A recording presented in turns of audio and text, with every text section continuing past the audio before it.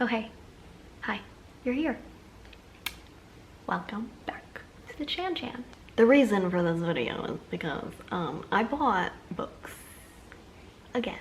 Like normally I told myself no more buying anything books because I had no more buying any more books because I literally have 36 books in my physical TBR and I want to like read all of them. Not read all of them by this year, but like read most of them by the end of this year. And what did I do? I bought books. And these are the books that I bought. And now, the books that I wanted to read, they're like been on my list for like years and my bookstores never seem to have them. I don't know why, or maybe I'm just not looking, I don't know. And that is Love and Other Words. Love and Other Words by Christina Lauren.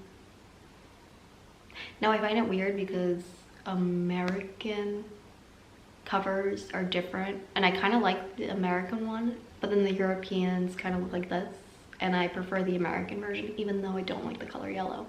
So cool. So if you've never read this, premise of this book is on the top it says they spent a decade apart, now they find their way back to one another. So it's Macy Sorensen is settling into an ambitious, if emotionally tepid, routine. Work hard as a resident, plan her wedding to an older, secure man, keep her head down and heart tucked away. But when she runs into Elliot Petropoulos,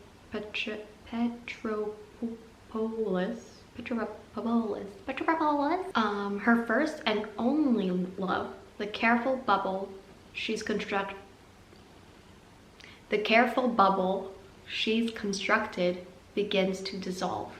Once upon a time, Elliot was Macy's entire world. At 13, he was her first real friend, and by 18, he was her everything. Just as they were about to take on the world together, everything fell apart. But even after 11 years, nothing between them has changed. And although the memories of spending lazy weekends and summers together are obscured by the agony of what happened that night so many years ago, Macy can't seem to resist him. You see, that premise like sounds, I would eat this up. But again, because I'm in a book club, I don't know when I will eat this up. I don't know when I would eat this up, so yay. I can't wait, honestly. I really this has been on my list for like, I don't know when this came out, but it's been like, it feels like it's been a while. And so I bought that. Then next on the docket I bought was A Daydream by Hannah Grace. Now, I read Icebreaker, loved Icebreaker. Literally, I loved it. I ate that shit up. It was great. It was great. And then I read Wildfire. I don't remember actually if I liked it as much as Icebreaker. I still loved it. It's somewhere in my bookshelf. Wildfire. I just had to buy Icebreaker because I loved that book. So Daydream. So I read the synopsis. I read the premise somewhere and it kind of reminded me of Nathan and Haley from One Tree Hill. But then I realized I think I'm confusing this with a book called Night Shift. So the premise for this one, the summary, if you will, is she's the one he's dreaming of. So really not like Nathan and Haley.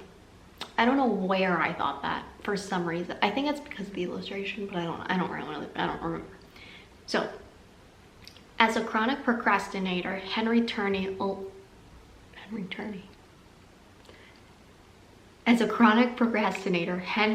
Turner always knew his junior year in college wasn't going to be easy. That was before he made ice hockey captain, as well as landing himself a different class with his least favorite professor. It says favorite with a U in it. Anyway, thankfully, it's then that Henry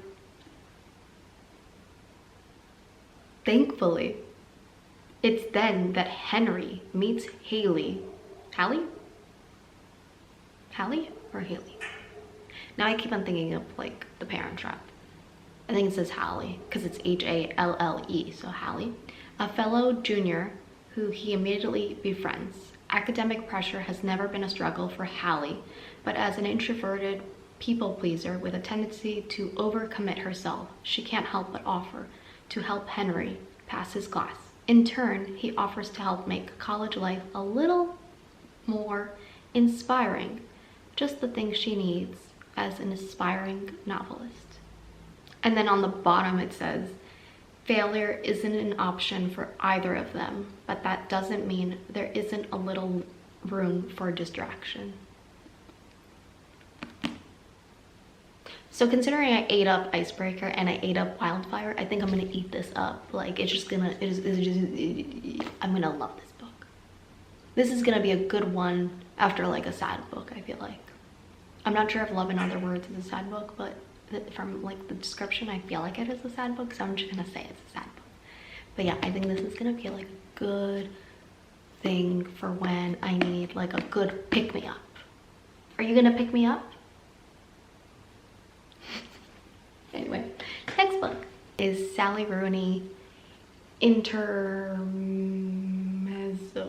Again, the American one has a different cover, and this is, I guess, the European one, or the British one. I don't really know.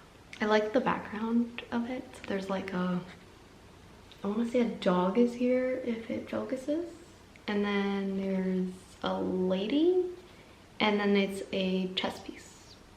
Don't ask me what chess piece, because I don't know. And it's the author of Normal People, and I loved Normal People. Normal People is like my favorite book. Okay, so the little description it gives is description, what the one I was thinking of. So it says, aside from the fact that they are brothers, Peter and Ivan Kubek seem to have little in common. Peter is a Dublin lawyer in his 30s, successful, competent, and apparently unaccessible. But in the wake of their father's death, he's medicating himself to sleep and struggling to manage his relationship with two very different women. His enduring first love, Sylvia, and Naomi, a college student for whom life is one long joke. Ivan is 20... Anyway, Ivan is a 22-year-old competitive chess player.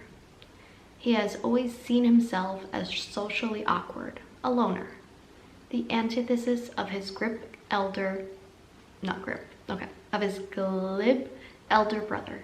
Now, in the early weeks of his bereavement, Ivan meets Margaret, an older woman emerging from her own turbulent past, and their lives become rapidly and intensely intertwined. For two grieving brothers and the people they love, this is a new interlude, a period of desire, despair, and possibility. A chance to find out how much one life might hold inside itself without breaking. So I don't know if this is going to be a sad book, but it's pretty, it's not that big, but because I've been big, it's not that long, but because I've not been reading very well, this is going to take me a while. Now I'm not sure if it's going to become March books to read, but it is going to be books that I plan to read. I have other books coming soon, probably, maybe. So I did technically lie.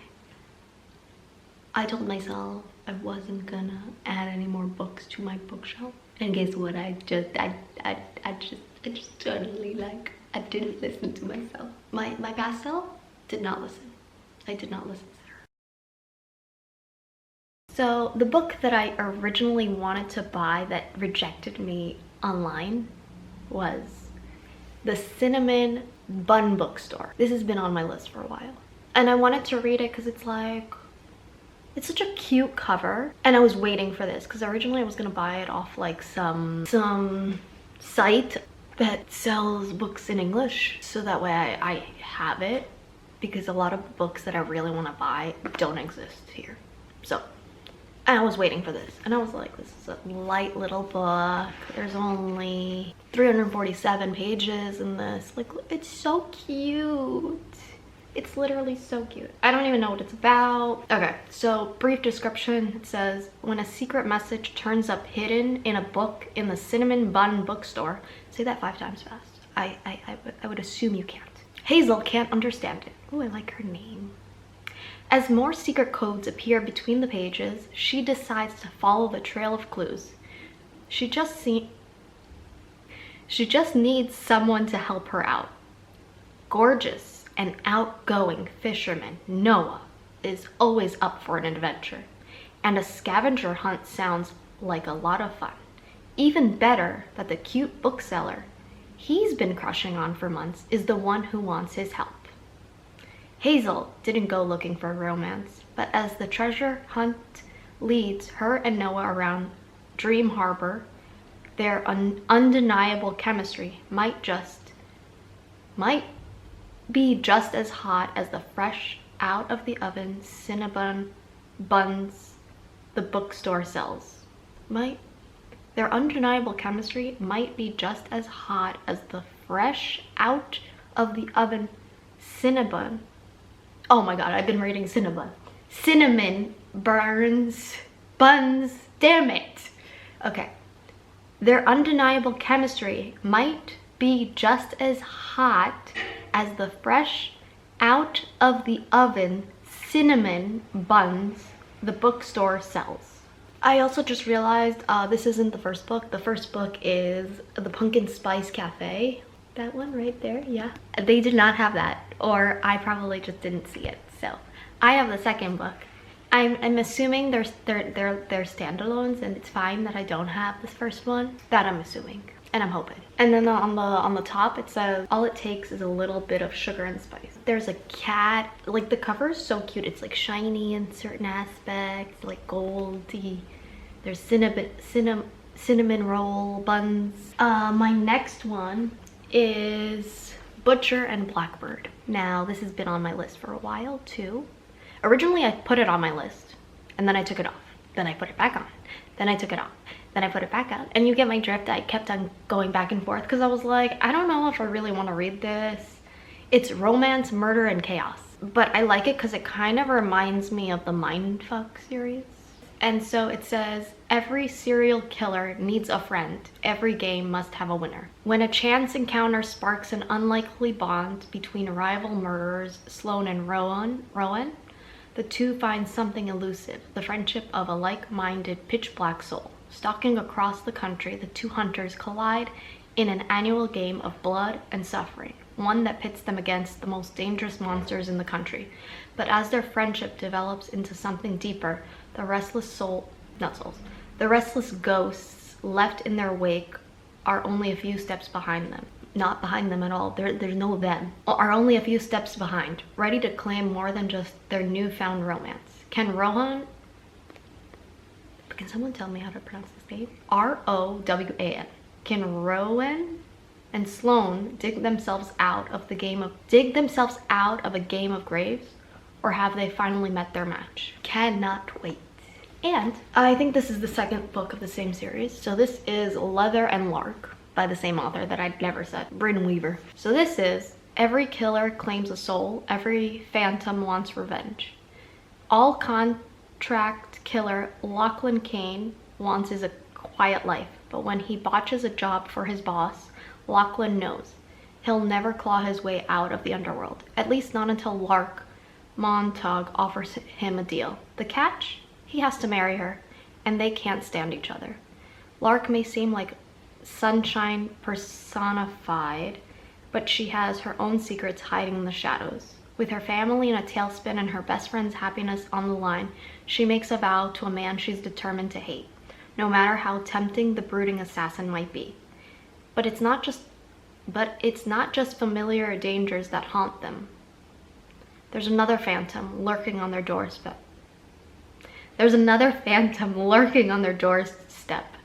And this one has come for blood.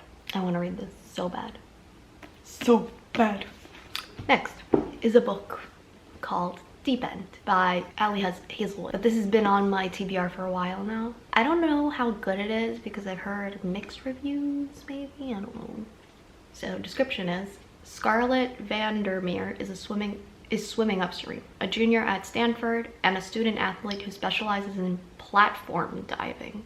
Scarlett prefers to keep her head down, concentrating on getting into med school and on recovering from the injury that almost ended her career.